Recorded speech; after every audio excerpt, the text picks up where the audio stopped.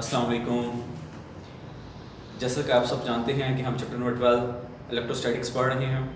तो आज आपका जो आर्टिकल है वो आपका कैपेसिटर है। तो हम आज पढ़ेंगे कि कैपेसिटर क्या है, कैपेसिटर का क्यों हम यूज़ करते हैं, और कैपेसिटर में कैपेसिटेंस उसकी किस पे डिपेंड करती है। फिर उसके बाद हम पढ़ेंगे फैरेड क्या है, जो उसका यूनिट है कैपेसिटेंस का। तो हम ये सारी चीज़ें आज पढ़ेंगे। तो चलें स्टार्ट करते हैं कैपेसिटर के से।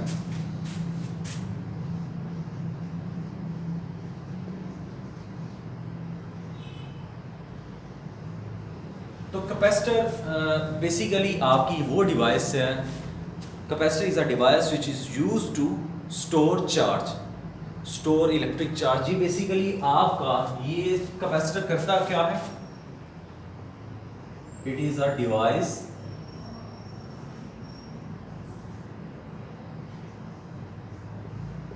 which is used to store electric charge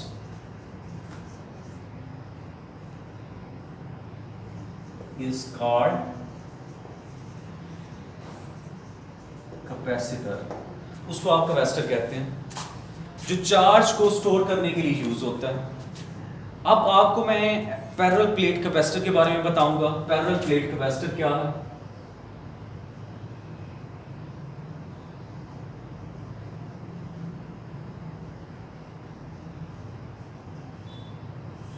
parallel plate capacitor वो कैपेसिटर है जिसमें हम दो प्लेट्स लेते हैं। Two oppositely charge parallel plates होती हैं जो सेपरेट की होती हैं एयर से, या आपको किसी भी मीडियम से, इंसुलेटिंग मीडियम के थ्रू उन प्लेट्स को सेपरेट किया जाता है। उन इंसुलेटिंग मीडियम को हम कहते हैं डाई इलेक्ट्रिक। तो ऐसे हम कैपेसिटर को कहेंगे पैरेलल प्लेट कैपेसिटर्स। तो इधर बना लेते हैं।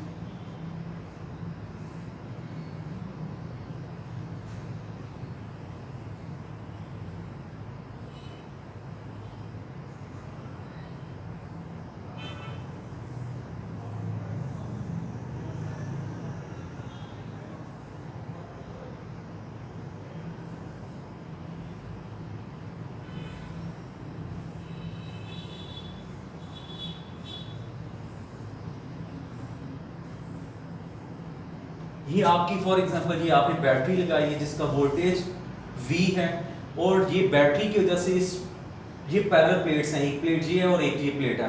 अब जो पॉजिटिव टर्मिनल के साथ अटैच है उसके ऊपर पॉजिटिव चार्ज स्टोर हो जाएगा, और जो नेगेटिव टर्मिनल के साथ अटैच है वहाँ नेगेटिव चार्ज उस प्लेट के ऊपर स्टोर हो जाएगा।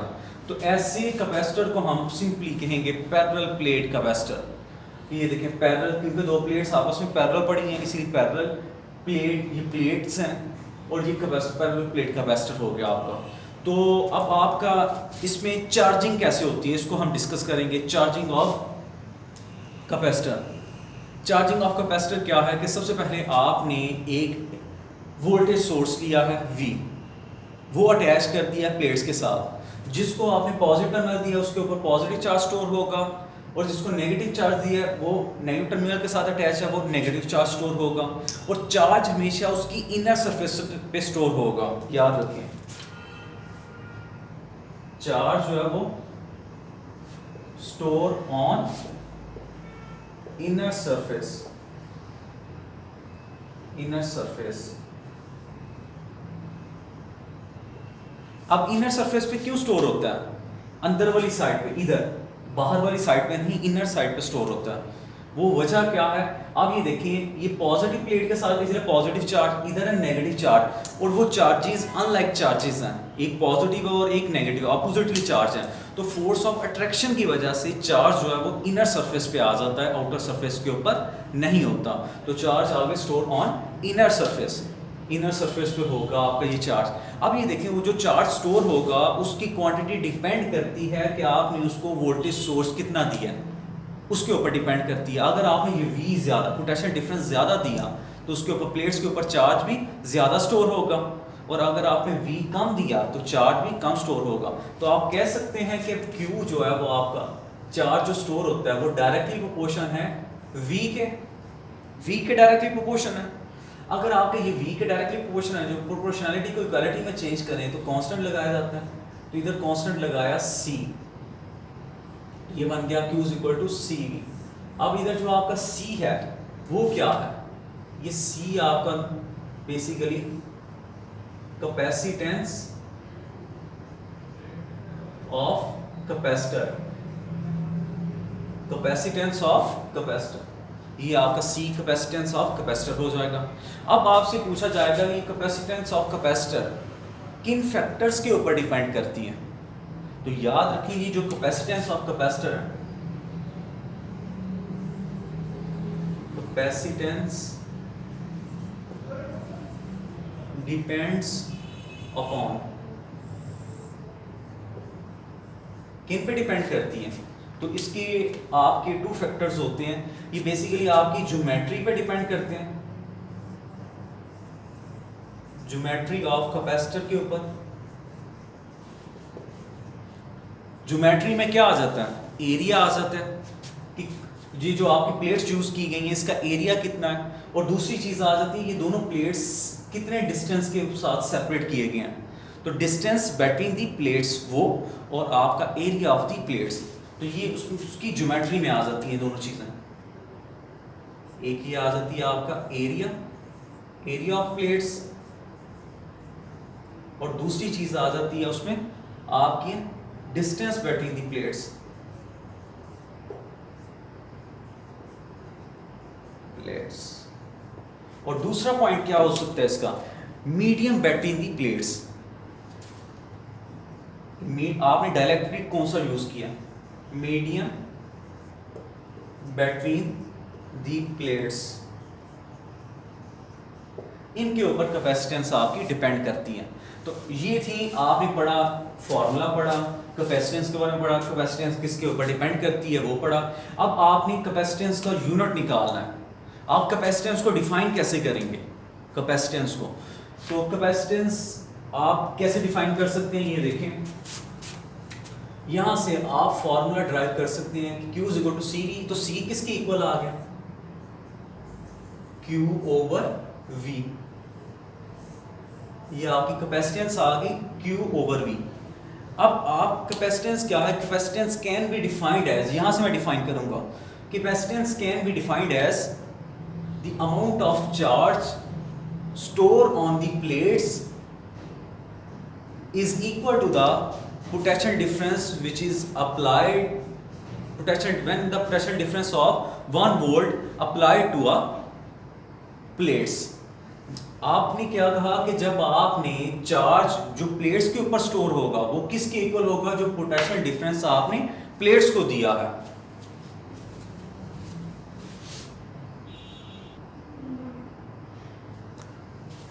तो आपका जो कैपेसिटेंस है वो आपने कैसे डिफाइन किया, capacitance can be defined as the amount of the charge store on the plates which produce the potential difference of 1 volt across the plates. यानी जब आपने चार्ज स्टोर करना है तो जब आपका पोटेंशियल डिफरेंस आएगा प्लेट्स के दरमियान वो आएगा, वो कितना आएगा, तो वो आपकी कैपेसिटेंस है। तो यहाँ से फिर आप कैपेसिटेंस का यूनिट ड्राइव करेंगे, unit of capacitance, unit of capacitance, unit of capacitance क्या है, तो यूनिट ऑफ कैपेसिटेंस याद रखें कि आपको जो यूनिट ऑफ कैपेसिटेंस है वो फैरेड होता है। अब ये फैरेड कहाँ से आया, आप ये देखिए, ये है कैपेसिटेंस का formula, capacitance is equal to Q over V। ये देखिए capacitance equal to Q over V। तो चार्ज का जो यूनिट है, चार्ज वो 1 कूलम होता है, अगर आपका चार्ज का यूनिट 1 कूलम और आपका जो पोटेंशियल डिफरेंस हो वो 1 वोल्ट हो, तो आपका जो कैपेसिटेंस हो जाएगी वो क्या हो जाएगी, 1 फैरेड, 1 फैरेड हो जाएगी। तो आप कह सकते हैं कि 1 farad is equal to 1 coulomb over 1 volt, ये होता है आपका। तो यहाँ से फिर आप फैरेड को भी डिफाइन कर सकते हैं, फैरेड क्या है, डिफाइन फैरेड। तो farad, the capacitance of a capacitor is said to be 1 farad if if a charge of 1 coulomb is given to any plate of a capacitor produce a potential difference of 1 volt. जब आप 1 coulomb charge देते हैं किसी भी एक plate of capacitor को, यानी capacitor किसी एक प्लेट को चार्ज देते हैं 1 कूलम चार्ज, तो वो जो पोटेंशियल डिफरेंस क्रिएट कर देता है प्लेट्स के क्रॉस वो 1 वोल्ट हो, तो आपका कैपेसिटेंस क्या होगी, 1 फैरेड होगी। तो ये था, आपको फैरेड को मैंने डिफाइन किया। अब इसमें से इंपॉर्टेंट चीज़ें के जो डेफिनेशन आपको शॉर्ट क्वेश्चन आते हैं, ये define farad, define capacitance of a capacitor, ये 2 डेफिनेशन होगी। डिफाइन कैपेसिटर, यहाँ आपको आ सकता है डिफाइन पैरेलल प्लेट कैपेसिटर, या define on which factor the capacitance of a capacitor depends. तो ये सारे शॉर्ट क्वेश्चन आपसे पूछे जा सकते हैं। इसके अलावा जो एंट्री टेस्ट के अकॉर्डिंगली आपको जो एडिशनल चीज़ें पता होनी चाहिए कैपेसिटर के टॉपिक से रिलेटेड, वो आपको पता होनी चाहिए कि आपको अगर डिफरेंट मल्टीपल कैपेसिटर्स, ये एक कैपेसिटर है, ये दूसरा कैपेसिटर है, ये तीसरा कैपेसिटर है, अगर आपके C1, C2, C3 ये मल्टीपल कैपेसिटर्स हैं, मोर देन 1 कैपेसिटर, वो अगर आपके सीरीज फॉर्म में अटैच कर दिए जाएं तो इनकी जो टोटल कैपेसिटेंस होगी वो क्या होगी, वो आपकी इक्वल होगी 1/CE, ये सीरीज कॉम्बिनेशन है, एंड टू एंड कनेक्शन है तो सीरीज कॉम्बिनेशन है, तो 1/C1 plus 1/C2 plus 1/C3 होता है, तो ये आ जाएगा। और अगर यही कैपेसिटर लगे होते पैरेलल फॉर्म में कुछ ऐसे,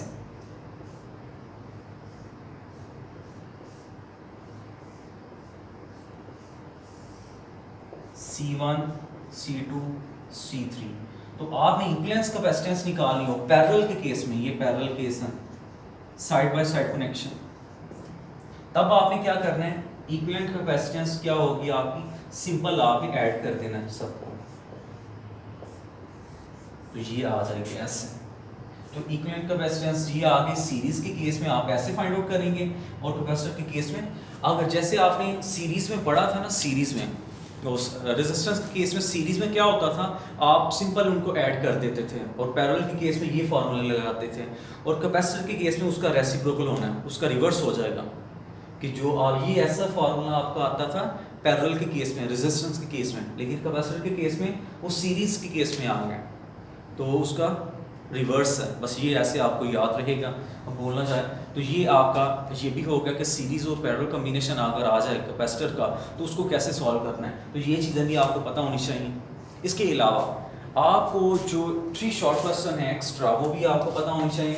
वो क्या है, आपको शॉर्ट क्वेश्चन पूछे जा सकते हैं, साइड बॉक्स हैं, तो आज मैं आपको वो भी बता देता हूँ। वो टर्म्स क्या हैं, ये आपको है ECG के बारे में पता हो, ECG क्या है, ERG के बारे में पता हो क्या है आपकी, EEG के बारे में पता हो, इन चीज़ों के बारे में पता होना चाहिए आपको। तो ECG क्या है, इलेक्ट्रोकार्डियोग्राफी होती है आपकी। ERG क्या होता है, इलेक्ट्रोरेटिनोग्राफी होती है आपकी। EEG क्या है, इलेक्ट्रोइंसेफ्लोग्राफी होती है। ये बेसिकली आपकी हार्ट की जो परफॉर्मेंस है उसको ऑब्जर्व करने के लिए होता है। इलेक्ट्रोरेटिनोग्राफी, ये आपकी रेटिना, जो आपकी आंख में रेटिना होती है, वो आपको पोटेंशियल डिफरेंस क्रिएट करती है, तो वो पोटेंशियल डिफरेंस को, उसकी परफॉर्मेंस को ऑब्जर्व करने के लिए आप ERG करते हैं रेटिना के लिए, रेटिना की परफॉर्मेंस को देखने के लिए। और लास्ट वन है आपका EEG मींस इलेक्ट्रोइंसेफ्लोग्राफी, और